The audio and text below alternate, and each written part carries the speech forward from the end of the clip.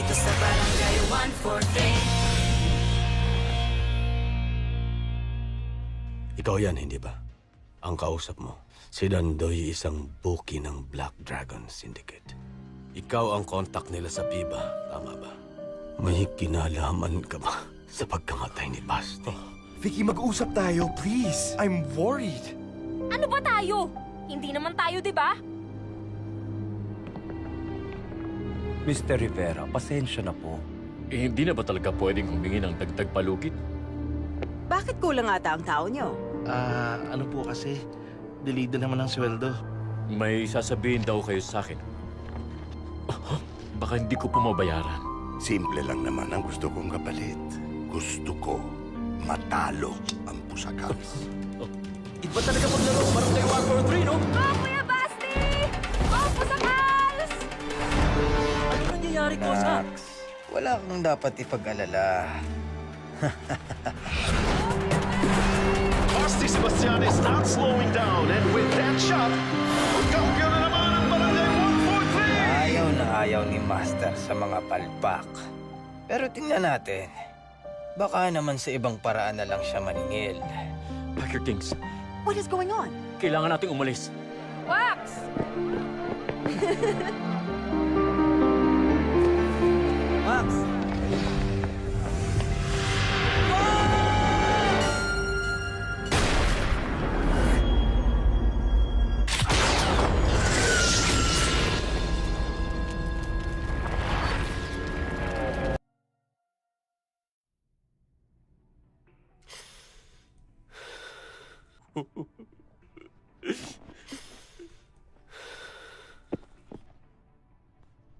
Pinatay mo siya. Paano mo nagawa ito sa anak ko? Paano mo to nagawa kay Basti? Paano? Ikaw ang pumatay sa anak ko. Pinatay mo si Basti!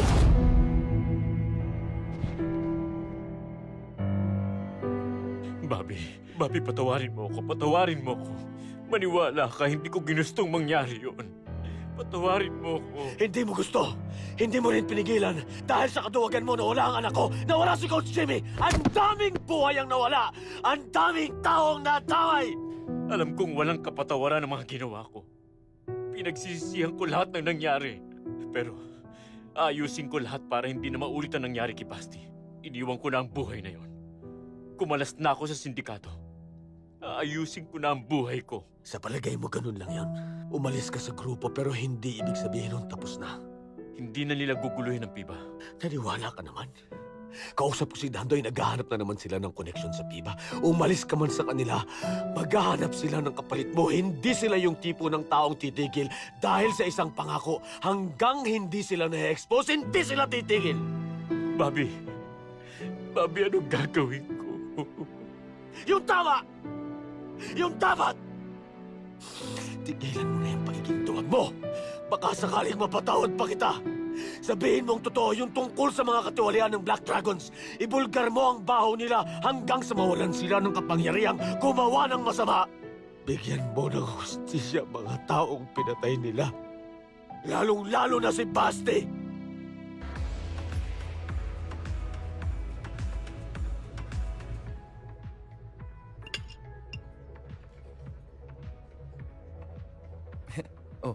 Okay ka lang? Oo, medyo masakit lang ulo. Gutom siguro. Or inis. Pwede din yun. Gusto mo, kuha na kita ng pagkain? Hindi na. Okay na. You okay? Yeah, just peachy.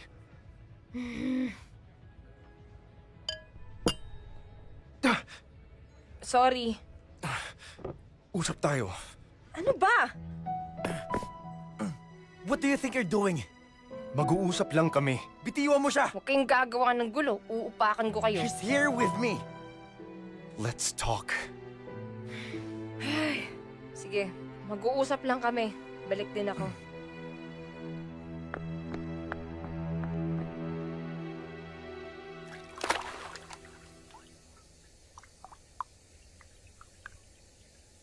Talaga? Pumayag si Jack na magsalita? Oo, lahat ng alam niya. Ibubulgar niya. Malaking bagay to, Bobby. Sige, Papunta na ako dyan.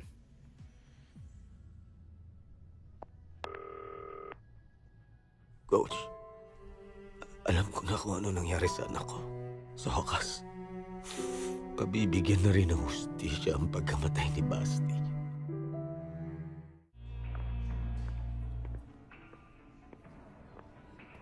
Kanina pa kita hinahanap.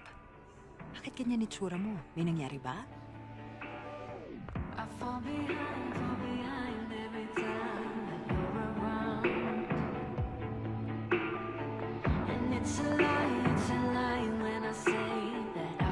Naalala mo yung nagkakilala tayo?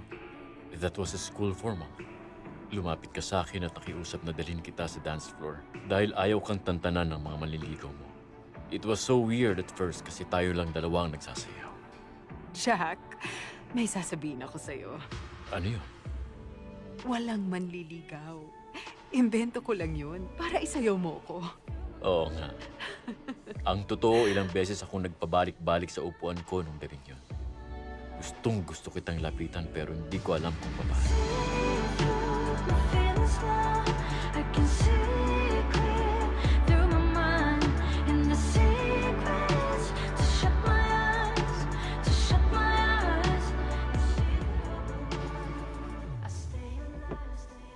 Coach Kaloy, andito po pala kayo. Oy, kumusta na, Joaquin? Matagal-tagal na din tayong hindi nagkikita. Ayos lang po ako. Balita ko, ikaw ang pinakamagaling na player sa FIBA ngayon. Kasing galing ka na daw ng daddy mo. Hindi ka naniniwala?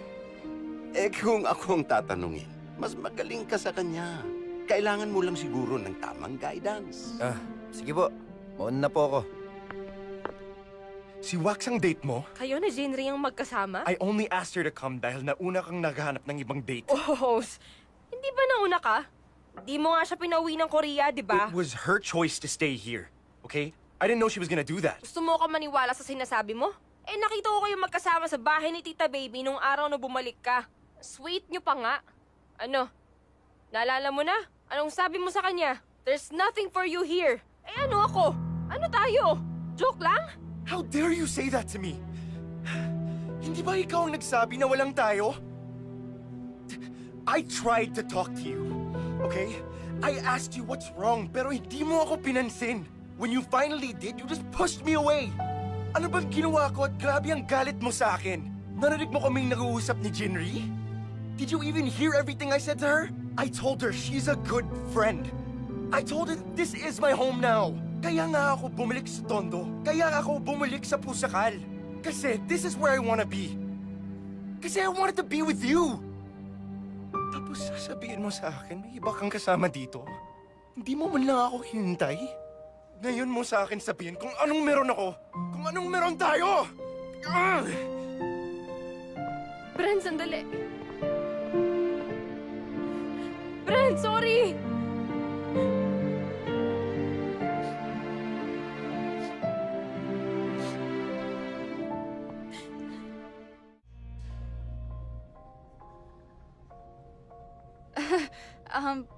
They've been gone for a while.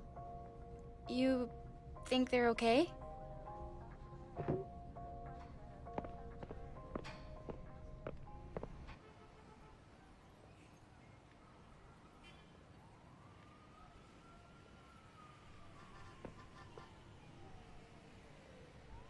Nasaan si Vicky? Sabi nang nasan si Vicky. May gusto ka pa kay Vicky? Tinatanong ba talaga ako o nagmamaang-maang ka lang? Huwag mo na kaming guluhin. Guluhin? Bakit? Kayo ba? Kung may nanggugulo dito, ikaw yun. And what are you talking about, huh? Nauna ako sa'yo. Bata pa lang, magkaibigan na kami ni Vicky. Alam mo ikaw, kung di ka masyadong pasikat, hindi ka napapansinin. Ang tagal mo pala kilala eh. Bakit walang nangyari? Kasi hindi ka niya gusto. Kahit anong gawin mo, hindi ka niya pansin. Simula nang dumating ka, gumulo lahat. Ang daddy, si Vicky, pati team ko ginugulo mo. Wala akong ginagawa.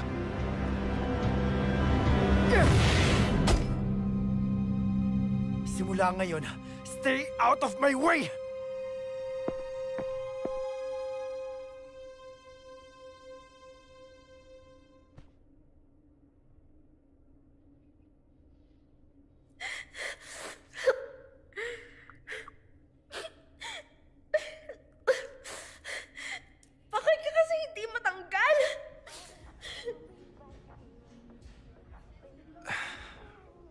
Jinri, I'm sorry for leaving you hanging like that. It's okay. I understand. I came to actually say goodbye. This is not really my crowd. Jinri?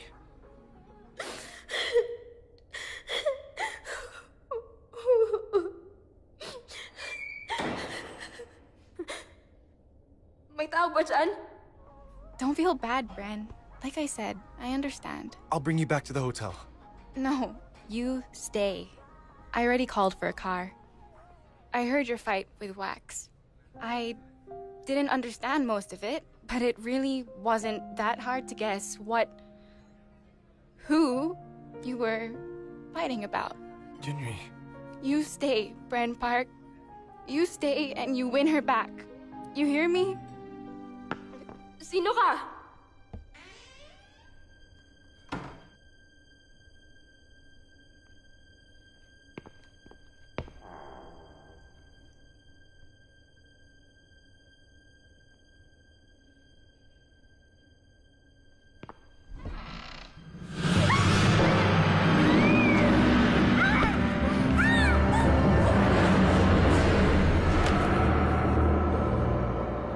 Thank you for being so nice, Jinri. I hope someday you will find someone who will give you the love you deserve. Yeah, someone better than you. Because you don't deserve me, jackass. Thank you, Jin. Thank you for everything.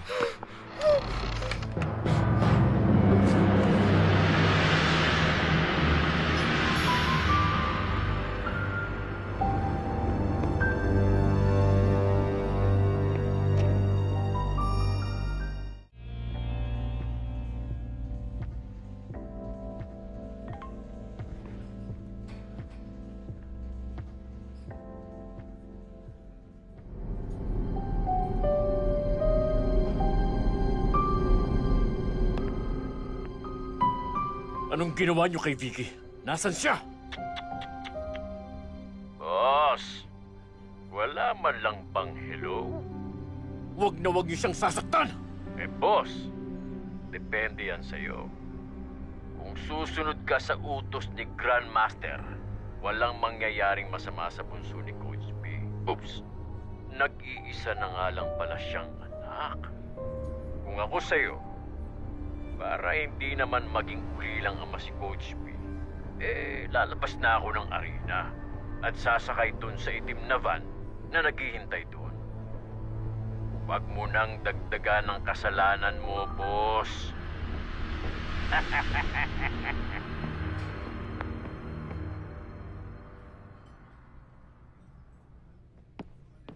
Oh, asan si Commissioner? Bumaba saglit, teka. Tawagan ko. Hindi sumasagot ah. Kailan mo siya huli nakita? Kanina pa.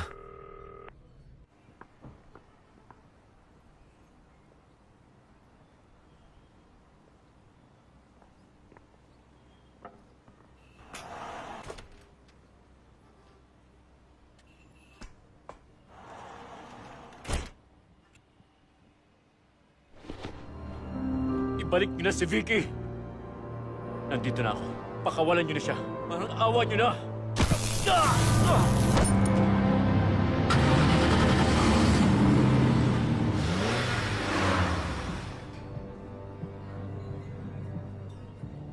Dude, kanina ka pa hinahanap dun sa table.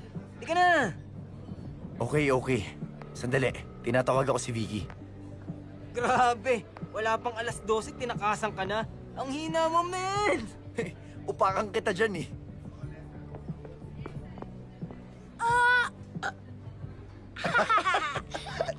Teka, asan pala si Vicky?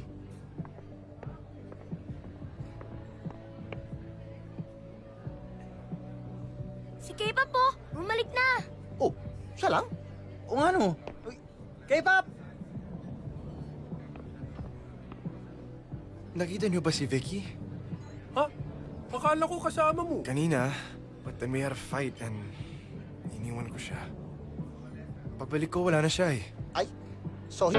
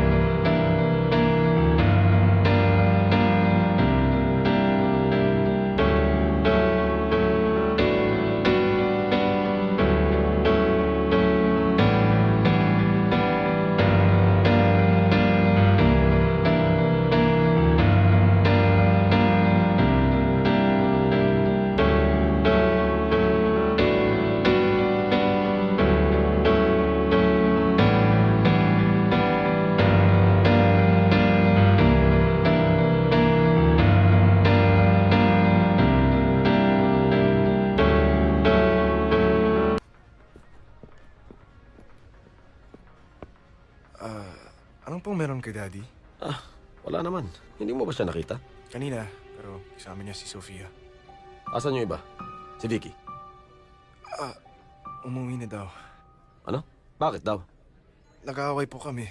I left it to cool down, pero pagbalik ko para mag-sorry, wala na siya. Ayaw kong makialam dahil problema niya yan. Pero binalaan na kita, Brent. Huwag mong sasaktan ang anak ko. Alam ko po, at wala po akong balak. Hindi ko po hayaang mangyayari yun. Ibang klase talaga yung tatay mo. Wala man lang pasabi. He just disappeared. Kanina, may pasayaw-sayaw pa. Akala mo kung sinong sweet. Then all of a sudden, wala na. Iniwan na ako sa ere. Nakakahiya. Yung totoo, ma. Nagulat ka pa. Di ba dapat by now sanay ka na? Is that what you tell yourself when he disappoints you? Finally, nagparamdam din. Jack, saan ka ba nagpunta? Kanina pa ako tawag ng tawag sa'yo. The senator was looking for you. I had to lie to them about where you went. Jack? Hello? Are you there? Oo, nandito siya. Jack, kamusta ka daw? Sabi ng asawa mo. Sino to? Asan daddy ko? Nandito ang daddy mo. Win the game, be the champion. Hayop ka! Ano ba kailangan niyo sa amin? Hindi niyo na ulit makikita si Jack.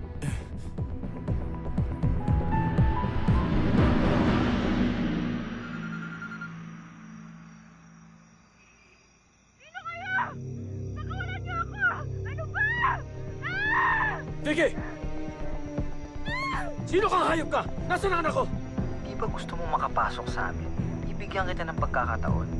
Tigil mo ang pag-aabol sa amin at ipanalo mo ang championship. Kapalit ng buhay ng anak mo. Huwag mong sasaktan ang anak ko. Coach, ano nangyari? Hawak nila si Vicky. Ha? Silang sila? Grandmaster. Buti naman at nagising ka na. Grandmaster. Si Vicky. Nasaan siya? Huwag ka mag-alala. Maayos ang lagay niya. Master, para niyo ng awa. Ako na lang ang saktan niyo. Huwag niyo na siyang idamay pa. Pakawalan niyo na siya. Nakikiusap ako. Master, parang awa mo na. Wala na sa kamay mo ang kapalaran niya, Jack.